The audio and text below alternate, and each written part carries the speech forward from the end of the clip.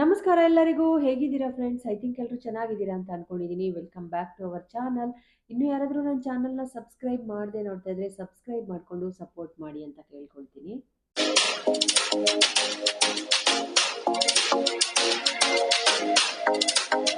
So ನಾಳೆಯಿಂದ ಆಷಾಢ ಶುಕ್ರವಾರದ ಮೊದಲ ಶುಕ್ರವಾರ. ಸೊ ನಾಳೆ ಶುರುವಾಗ್ತಾ ಇದೆ ಆಷಾಢ ಮಾಸದಲ್ಲಿ. ಅಮ್ಮನವರಿಗೆ ಯಾರೆಲ್ಲ ಪೂಜೆ ಮಾಡಬೇಕು ಅಂತ ಇದ್ದೀರಾ, ಯಾರೆಲ್ಲ ಸಂಕಲ್ಪ ಮಾಡಿ ನೀವು ಏನೆಲ್ಲ ಕೇಳ್ಕೋಬೇಕು ಅಂತಿದ್ರೆ. ಆಮೇಲೆ ಇನ್ನೊಂದು ಗೊತ್ತಾ, ಕೆಲವರು ಆಷಾಢ ಮಾಸದಲ್ಲಿ ಯಾವುದೇ ಕೆಲಸ ಮಾಡಿದ್ರೆ ಒಳ್ಳೇದಾಗಲ್ಲ ಅಂತಾರೆ. ಆದರೆ ತಪ್ಪು.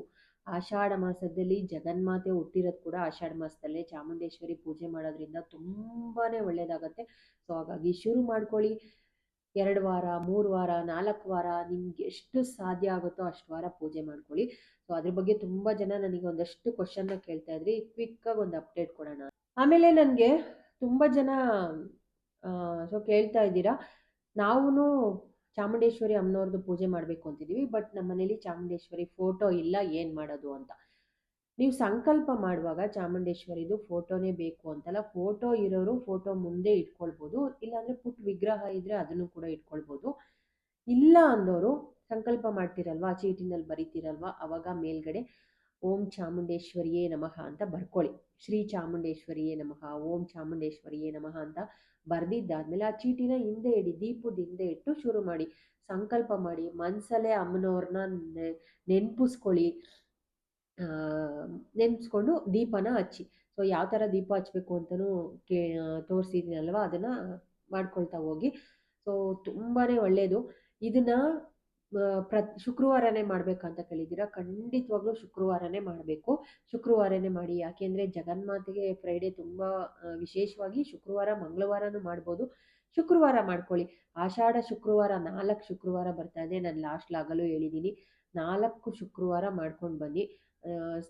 ಆಗಿಲ್ಲ ಅಂದರು 2, 3 ಮಧ್ಯ ಪೀರಿಯಡ್ಸ್ ಬಂದರೆ ಏನು ಪ್ರಾಬ್ಲಮ್ ಇಲ್ಲ, ಆರಾಮ. ಹಾಗೆಯೇ ನೆಕ್ಸ್ಟು ಈ ಒಂದು ದೀಪನ ಹಚ್ಬೋದಾ ಅಂತ ಕೇಳ್ತಾ ಇದ್ದೀರಾ. ಖಂಡಿತ. ಇದು ಆಷಾಢ ಮಾಸದಲ್ಲಿ ಜಗನ್ಮಾತೆಗೆ ಒಂದೇ ದೀಪನ. ಇವಾಗ ನಾವು ನವರಾತ್ರಿಲೆಲ್ಲ ಅಖಂಡ ದೀಪ ಅಂತ ಉರಿಸ್ತೀವಿ. ಅದನ್ನ ಫಸ್ಟ್ ಡೇ ನಾವು ಹಚ್ಚಿದ್ರೆ 9 ದಿನ 10 ದಿನ ಆ್ಯಕ್ಚುಲಿ 10 ಡೇಸು ನಾವು ದೀಪ ಆರೋಗ್ದಂಗೆ ನೋಡ್ಕೊಳ್ಬೇಕು. ಆದರೆ ಇದು ಒಂದು ದೀಪನ ನಾವು ಬೆಳಿಗ್ಗೆ ಪೂಜೆ ಮಾಡಿ, ಇವಾಗ ಅದರಲ್ಲಿ ನಾನು ಆ್ಯಕ್ಚುಲಿ ಅಕ್ಕಿ ಇಟ್ಟು ಅದ್ರ ಮೇಲೆ ವಿಳ್ಯದೆಲೆ, ಅದ್ರ ಮೇಲೆ ಕಾಯಿನ ಅಕ್ಕಿ ಎಲ್ಲ ಇಟ್ಟು ನಾನು ನೀಟಾಗಿ ತೋರಿಸಿದ್ದೀನಿ ನೋಡಿ. ಹಚ್ಚಿ ನಾವು ಶುರು ಮಾಡ್ತಿದ್ದೀವಲ್ವಾ, ಇದು ನಾವು ಒಂದು ದೊಡ್ಡ ದೀಪ ತಗೊಳ್ಳಿ. ಬೆಳಗ್ಗೆ ಪೂಜೆ ಮಾಡಿದ್ರೆ ಸಂಜೆ ತನಕ ಅದು ನಿಧಾನವಾಗಿ ಉರಿಲಿ ಅಂತ. ಒಂದು ದೀಪ ಹಚ್ಬೋದಾ ಅಂತ ಕೇಳಿದ್ದೀರಾ. ಎಸ್, ಒಂದೇ ದೀಪ. 2 ಬತ್ತಿನ ಹಾಕೊಳ್ಬೇಕು ನಾವು. ಸ್ವಲ್ಪ ಉದ್ದಾಗಿರೋ ಬತ್ತಿ ಹಾಕೊಂಡ್ರೆ ನಿಧಾನವಾಗಿ ಸಂಜೆ ತನಕ ಉರಿಯುತ್ತೆ. ಇದು ಅಖಂಡ ದೀಪ ಅಲ್ಲ, ಇದು ಆಷಾಢ ಮಾಸದಲ್ಲಿ ಜಗನ್ಮಾತೆಗೆ ಹಚ್ತಾ ಇರುವಂಥ ಆಷಾಢ ಮಾಸದ ದೀಪ ಆಗಿರುತ್ತೆ.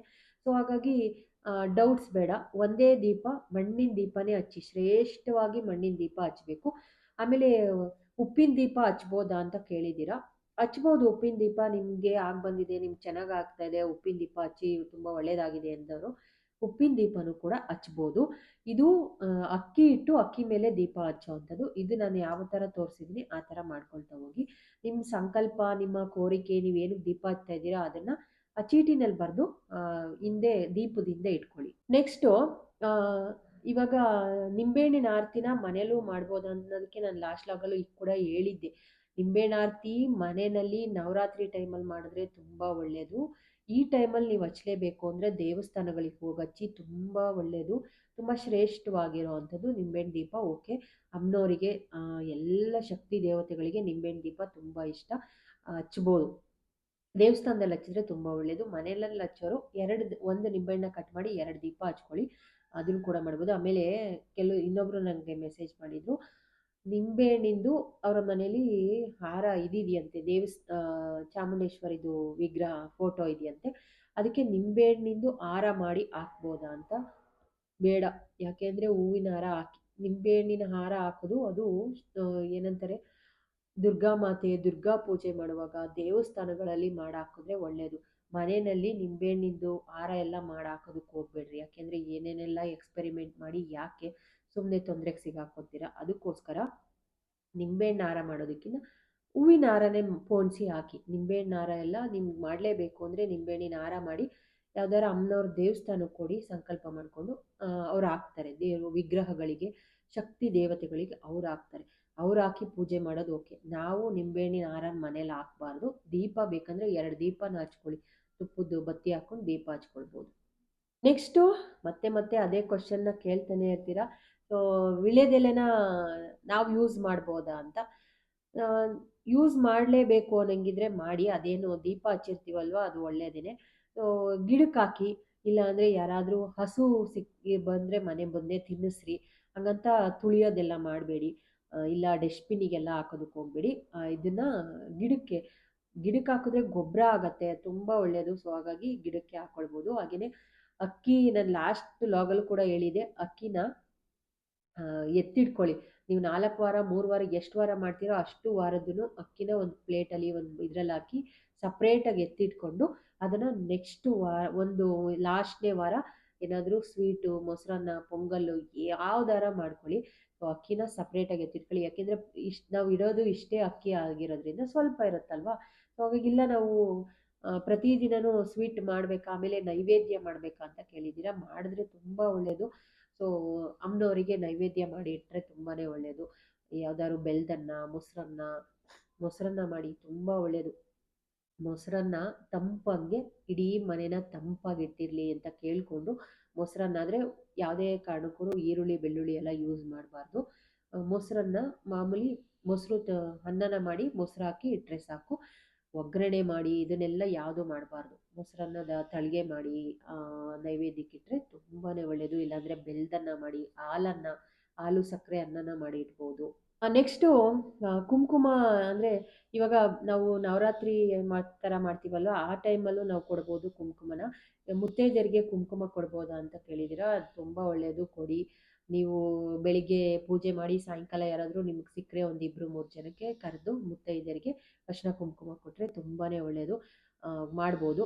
ನೆಕ್ಸ್ಟ್ ಇವಾಗ ಒಂದಷ್ಟು ಜನ ನನಗೆ ಕಮೆಂಟ್ ಮಾಡಿದ್ರಿ, ಇವಾಗ ನಾವು ಅಮಾವಾಸ್ಯೆಗೆ ದೇವ್ರ ಮನೆಯದೆಲ್ಲ ಪಾತ್ರೆ ಕಳಸ ಎಲ್ಲ ಇಟ್ಟು ತೆಗೆದು ಕ್ಲೀನ್ ಮಾಡ್ಕೊಂಡಿದ್ದೀವಿ. ಮತ್ತೆ ನಾವು ಇದನ್ನ ಆಷಾಢ ಮಾಸದಲ್ಲಿ ನಾವು ಪೂಜೆ ಮಾಡುವಾಗ ನೆಕ್ಸ್ಟ್ ಶುಕ್ರವಾರ ಬರ್ತಾ ಇದೆಯಲ್ಲ, ಇವಾಗ ಮತ್ತೆ ಕ್ಲೀನ್ ಮಾಡ್ಬೇಕಂತ ಬೇಡ.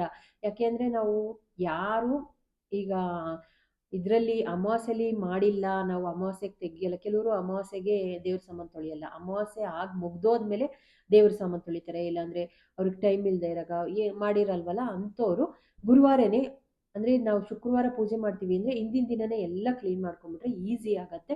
ಶುಕ್ರವಾರ ಬೆಳಿಗ್ಗೆ ಎದ್ದು ಕಳಸ ಇಟ್ಟು, ಮಾಮೂಲಿ ಕಳಸ ಇಡೋರು ಕಳಸ ಇಟ್ಟು ದೇವ್ರ ಮನೆಯೆಲ್ಲ ಕ್ಲೀನ್ ಮಾಡಿರ್ತೀವಲ್ಲ, ಕಳಸ ಇಟ್ಟು ದೀಪನ ಮಾತ್ರ ಎಲ್ಲ ರೆಡಿ ಮಾಡಿ ಇಟ್ಕೊಂಡು ದೀಪಕ್ಕೆ ಗಂಧ, ಅರಿಶಿನ, ಕುಂಕುಮ ಎಲ್ಲ ಇಟ್ಟು ನಾವು ನೆಕ್ಸ್ಟ್ ಫ್ರೈಡೆಯಿಂದ ಶುರು ಮಾಡ್ಕೊಳ್ಬೋದು. ಕಳಸ ಈಗ ಅಕಸ್ಮಾತ್ ನಾವು ಈಗ ತುಂಬ ಜನ ಅಮಾವಾಸ್ಯೆನಲ್ಲಿ ಎಲ್ಲ ಕ್ಲೀನ್ ಮಾಡಿ ಇಡೀ ಇದನ್ನೆಲ್ಲ ಕ್ಲೀನ್ ಮಾಡಿರ್ತೀವಿ, ಮತ್ತೆ ದೇವ್ರ ಸಾಮಾನೆಲ್ಲ ತೊಳೆದು ಮತ್ತೆ ಕಳಸ ಇಡಬೇಕಾ, ಅದಕ್ಕೆ ಸಪ್ರೇಟ್ ಅಂತ ಕೇಳ್ತಾ ಇದ್ರಿ. ಯಾವುದೇ ಕಾರಣಕ್ಕೂ ಬೇಡ. ಇವಾಗ ನೀವು ಇಟ್ಟಿರೋ ಕಳಸನೇ ಅದು ಆಷಾಢದಲ್ಲೇ ತೊಳೆದೆಲ್ಲ ಕ್ಲೀನ್ ಮಾಡಿರಿ. ಇವಾಗ ಅಮಾವಾಸ್ಯೆ ಮುಗೀತು ಅಂದರೆ ನೆಕ್ಸ್ಟ್ ಡೇನೇ ಆಷಾಢ ಶುರುವಾಗ್ತಾ ಇದೆ. ಸೊ ಹಾಗಾಗಿ 15ನೇ ತಾರೀಕಿಂದ ಅಲ್ವಾ, ಏನು ಪರವಾಗಿಲ್ಲ. ನೀವು ನೆಕ್ಸ್ಟು ಶುಕ್ರವಾರದಿಂದ ಮಾಡ್ಕೊಂಡು ಹೋಗ್ಬೋದು.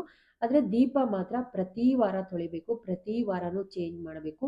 ಅದರಲ್ಲಿ ಹಾಕಿರೋ ಅಂಥ ಲವಂಗ, ಏಲಕ್ಕಿನೂ ಕೂಡ ಪ್ರತಿ ವಾರ ಅದನ್ನು ತೆಗೆದು ತುಳಸಿ ಕಟ್ಟೆಗೆ ಹಾಕಿ ಮಣ್ಣಲ್ಲಿ ಮುಚ್ಚಿ, ಇದು ಬೇರೆದನ್ನ ಸಪ್ರೇಟ್ ಹೊಸದಾಗಿ ನೀವು ಅದನ್ನು ಯೂಸ್ ಮಾಡ್ತಾ ಬನ್ನಿ. ಕಾಯಿನ ಎತ್ತಿಟ್ಕೊಳ್ಳಿ, ತೊಳೆದು ಅದನ್ನೇ ಇಡ್ಬೋದು. ಸೊ ಹಾಗಾಗಿ ತುಂಬ ಜನಕ್ಕೆ ಕನ್ಫ್ಯೂಷನ್ಸ್ ಇರುತ್ತೆ, ಅದೊಂದು ಕ್ಲಾರಿಟಿ ಕೊಡೋಣ ಅಂತ. ನೀವು ನಾಳೆಯಿಂದ ಶುಕ್ರವಾರ ನಾಳೆ ಶುರುವಾಗ್ತಾ ಇದೆ ಅಂದರೆ ನೀವು ಇವಾಗ ದೇವ್ರ ಸಾಮಾನೆಲ್ಲ ತೊಳೆದಾಗಿದೆ ಅಂದರೆ ಮತ್ತೆ ನಾಳೆ ತೊಳೆಯೋ ಅವಶ್ಯಕತೆ ಇಲ್ಲ. ನೀವು ನಾಳೆಯಿಂದ ಶುರು ಮಾಡ್ಕೊಳ್ಬೋದು. ಇಲ್ಲ ನಾವು ತೊಳಿತೀವಿ ಅಂದರೆ ಸೊ ಹಿಂದಿನ ದಿನ ಗುರುವಾರನೇ ಎಲ್ಲ ತೊಳೆದು ಕ್ಲೀನ್ ಮಾಡಿಕೊಂಡು ಶುಕ್ರವಾರ ಕಳಸ ಇಟ್ಟು ಶುಕ್ರವಾರದಿಂದ ಅಮ್ಮನವರಿಗೆ ಸೊ ಆದಷ್ಟು ಸೀರೆ ಉಟ್ಕೊಂಡು ಮಾಡೋದಕ್ಕೆ ಪ್ರಯತ್ನ ಮಾಡಿ. ಆಮೇಲೆ ಕೈಲಿ ಬಳೆ ಹಾಕ್ಕೊಳ್ಳಿ, ಅರಿಶಿನ ಕುಂಕುಮ ಇಟ್ಕೊಳ್ಳಿ. ಜಗನ್ಮಾತೆಗೆ ನಿಮ್ದು ಏನೇ ಬೇಡಿಕೆ ಇರಲಿ, ಹೆಣ್ಮಕ್ಳು ಏನೇ ಕೇಳ್ಕೊಂಡ್ರು ಅನ್ನೋರು ಕೊಡ್ತಾರೆ ಅನ್ನೋ ನಂಬಿಕೆ, ಅದಕ್ಕೆ ತುಂಬ ಉದಾಹರಣೆಗಳಿದೆ. ಸೊ ಹಾಗಾಗಿ ಭಕ್ತಿಯಿಂದ ಮಾಡಿ. ಆಡಂಬರದ ಪೂಜೆ ಮಾಡೋದಕ್ಕಿಂತ ನೀವು ಭಕ್ತಿ, ಶ್ರದ್ಧೆ, ಮಡಿಯಿಂದ ಮಾಡಿ. ಸೊ ಕೆಲವೊಂದು ಮಡಿ ಅಂದರೆ ಗೊತ್ತಾಗತ್ತಲ್ವಾ, ನೀವು ಶುಕ್ರವಾರ ಪೂಜೆ ಮಾಡ್ತಿದ್ದೀರಾ ಅಂದರೆ ಸ್ವಲ್ಪ ಮಡಿಯಿಂದ ಮಾಡಿ. ನಾನ್ ವೆಜ್ ಎಲ್ಲ ತಿನ್ನೋದು ಆ ಥರದ್ದೆಲ್ಲ ಬೇಡ. ಸೊ ಇನ್ನು ಬೇರೆದೆಲ್ಲ ನಿಮಗೆ ಗೊತ್ತು, ಮಾಡ್ತಾ ಬನ್ನಿ. ಗಂಜಲ ಹಾಕಿ ಇಡೀ ಮನೆನ ಹಿಂದಿನ ದಿನನೇ ಕ್ಲೀನ್ ಮಾಡ್ಕೊಂಬಿಡಿ. ಒಳ್ಳೆಯದಾಗಲಿ. ಯಾರೆಲ್ಲ ಅಮ್ಮನವರು ಆಷಾಢ ಮಾಸದಲ್ಲಿ ಜಗನ್ಮಾತೆನ ಪೂಜೆ ಮಾಡ್ತೀರಾ, ಜಗತ್ತನ್ನೇ ಕಾಪಾಡೋ ಜಗನ್ಮಾತೆ ನಮ್ಮನ್ನು ಕಾಪಾಡಲ್ವೇನ್ರಿ? ಖಂಡಿತವಾಗ್ಲೂ ಕಾಪಾಡೇ ಮಾಡ್ತಾರೆ. ಸೊ ಚಾಮುಂಡೇಶ್ವರಿನ ನಂಬಿ ಎಷ್ಟು ಲಕ್ಷಾಂತರ ಕೋಟ್ಯಾಂತರ ಭಕ್ತರಿದ್ದಾರೆ. ಅದರಲ್ಲಿ ನಾವು ಒಬ್ಬರು ಆಗೋದಕ್ಕೆ ಅಮ್ಮನವ್ರನ್ನ ಬೇಡ್ಕೊಳ್ಳೋಣ, ಒಳ್ಳೇದು ಮಾಡಲಿ ಎಲ್ಲರಿಗೂ. ಸೊ ಇದೊಂದು ಪುಟ್ಟ ಲಾಗು, ನಿಮಗೆ ಒಂದಷ್ಟು ಇನ್ಫಾರ್ಮೇಷನ್ಗೆ ಕನ್ಫ್ಯೂಷನ್ಸ್ ಇರುತ್ತೆ. ಸೊ ಹಾಗಾಗಿ ಎಲ್ಲದನ್ನು ನನ್ನ ಮೆಸೇಜಲ್ಲಿ ನಿಮಗೆ ತಿಳಿಸೋದಕ್ಕಾಗಲ್ಲ, ಅದಕ್ಕೋಸ್ಕರ ಇದೊಂದು ಪುಟ್ಟ ಲಾಗ್ ಮಾಡಿದೆ. ನಮಸ್ಕಾರ, love you all, thank you so much friends. ಎಲ್ಲರಿಗೂ ಜಗನ್ಮಾತೆ ಒಳ್ಳೇದು ಮಾಡಲಿ. ನಿಮ್ಗೇನೇ ಡೌಟ್ಸ್ ಇದ್ರೂ ಕಮೆಂಟ್ ಮಾಡಿ.